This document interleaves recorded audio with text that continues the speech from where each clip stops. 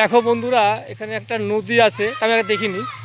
নদীর মধ্যে একটা মজার জিনিস দেখি, দেখো দেখি তো কচুরিপানা দেখতে পাচ্ছ, আর এদিকে হচ্ছে মাছ টাছ ধরে। কিন্তু তার মধ্যে একটা জিনিস খেয়াল করো, এখানে একটা দেখো বুলবুল করে উঠছে, দেখো। হ্যাঁ, কি জিনিস ফেলবো, ওই যে ফেলছে গর্তের মধ্যে, দেখো ভিতরে ঢুকে গেল সঙ্গে সঙ্গে। হ্যাঁ, এটা মনে হচ্ছে চূড়াবালি, মানে চূড়াবালি হলে ওই দেখো ওইটাও নিয়ে নিল। হ্যাঁ হ্যাঁ, ওটাও ভিতরে ঢুকে যাচ্ছে আস্তে আস্তে।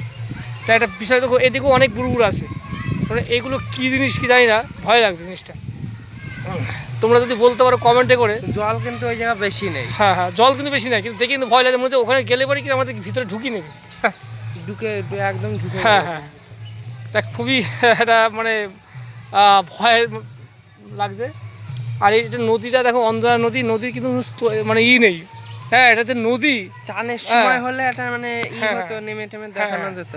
বর্ষাকালেও এখানে ভালো একটা হয় না, মানে জলের স্তর খুব একটা বাড়ে না। হ্যাঁ, মানে নদীটা ধরতে গেলে মরেই গেছে, মৃত নদী। ও কিন্তু 100 হাত নিচে চলে গেছে। আর ওই যে সেই যে ইট ফেলা হলো, সে এখনো সেই জায়গায় পড়ে আছে, মানে আস্তে আস্তে মানে ভিতরে ঢুকে যাচ্ছে গভীরে, পাতালে। তাহলে একটা মানুষ যদি ওখানে যদি ঢুকে যায়, তা কি অবস্থা, শেষ, মানে একদম পাতালে চলে যাবে। যাক, অনেকে হয়তো ভাবে লাভা আছে, আছে, তখন এখানে মনে হচ্ছে লাভা আছে বা আছে, তা না, কিন্তু এখানে একটা কিছু একটা ব্যাপার আছে। একটা ভিডিও করে নিয়ে বাবার দেখাবানো। দেখো তুমি করো, আমি বাড়িতে টিভিতে সেট করে বাবার দেখাবো। আর পাশে দেখো, এখানে একটা প্রাচীন বটগাছ আছে। এর বয়সটা আনুমানিক কত হবে? এটা তা প্রায় 500 বছর হবে, অনেক বলছে, ওই আশেপাশে সব বলছে। তবে স্কুলটাও অনেক পুরাতন আছে, আজকে না 150-200 বছর হবে।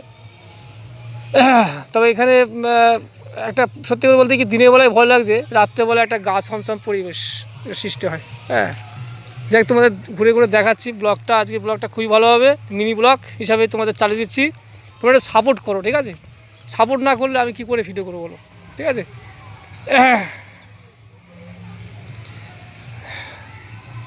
যাক, আমি এখানেই রাখছি, তোমরা ভালো থেকো। হ্যাঁ।